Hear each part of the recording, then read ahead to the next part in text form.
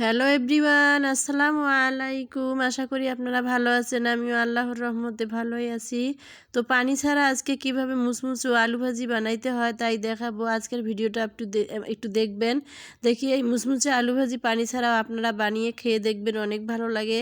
তো দেখেন আমি এখানে পানি ছাড়া আলু ভাজির মধ্যে এখানে মরিচ, পেঁয়াজ, কাঁচামরিচ পেঁয়াজ, রসুন এই ভাজির মধ্যে যা দেওয়া লাগে সবগুলো একবারে দিয়ে দিয়েছি। দিয়ে হাতে মেখে তারপরে এখানে ননস্টিক কুকারে কড়াইয়ের মধ্যে দিয়ে দিছি। আর এখন দেখেন পানি বেরাইছে কতগুলো। পানিগুলো সিদ্ধ হয়ে আলুরই পানি বেরাইছে, আমি এক ফোঁটাও পানি দেই নেই। তো এখন দেখেন আমি লাড়তে লাড়তে আলুর পানিগুলো করে ফেলাইছি, একটু পানি নেই। এই পানিগুলো একদম শুকিয়ে গেছে, আর এখানে আমি কোনো পানি অ্যাড করি নেই।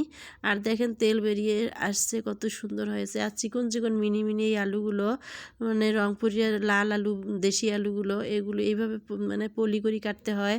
আর দেখেন ঝুরঝুরে একদম হবে, আর এত সুন্দর হবে গরম ভাতের সাথে এই আলু ভাজিটা। এত খেতে মজা লাগে, একবার না খেলে যারা খাননি একবার হলেও খেয়ে দেখেন, দেখেন কত সুন্দর হয়েছে। এই আলু ভাজিটা শুধু ভাত মাংস ছাড়াও আপনারা এই আলু ভাজি দিয়ে আপনি 2 প্লেট ভাত খেতে পারবেন, এত ভালো লাগে। কোনো পানি ছাড়াই এই আলু ভাজি হয়ে যায়। তো এইভাবে যদি আপনারা রান্না করে খেয়ে দেখেন, অনেক ভালো লাগবে। আর দেখেন আমার রান্না আলু ভাজিটা হয়ে গিয়েছে। তো এখন দেখেন আমি ভাজিটা দিয়ে খাইতে বসেছি গরম গরম ভাতের সাথে। এই ভাজিটা এত ভালো লাগে, আপনারা একবার এইভাবে আমার টিপসটা মনে করে একবার রান্না করে খেয়ে দেখবেন, অনেক ভালো লাগে। তো গরম গরম ভাত আর আলু ভাজি, কি দারুণ খেতে মজা। তো এখানে মাংস বা মাছ অন্য কিছুই লাগে না, শুধু আলু ভাজি হলে হয়ে যায়।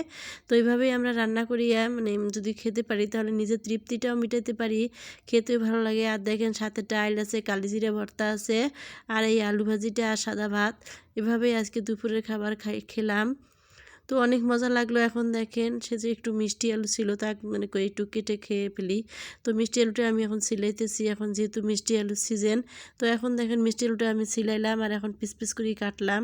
তো পিস পিস করে এভাবে কাটিয়ে চামচ দিয়ে খেলে অনেক ভালো লাগে। আর আলুটা অনেক মিষ্টি হয়েছিল। আর এখন যেহেতু আলুর মৌসুম, তাই সবাই এখন দেখি যে মিষ্টি আলু কিনতেছে। তো আমিও নিয়ে আসলাম, অনেক ভালো লাগে। এরকম করে আলুগুলো কেটে যদি আপনারা পিস পিস করে খেয়ে ফেলেন, তো অনেক ভালো লাগে। তো এইভাবে যদি আমরা এইভাবে যদি নিয়ম মেনটেন করি, সব কিছু কাজ করি, খেতেও ভালো লাগবে, সুস্বাদু খাবারও পাবো। তো আজকের ভিডিওটা যদি আপনাদের ভালো লাগে, একটা লাইক করবেন, শেয়ার করবেন, ইউটিউব হলে একটা সাবস্ক্রাইব করবেন।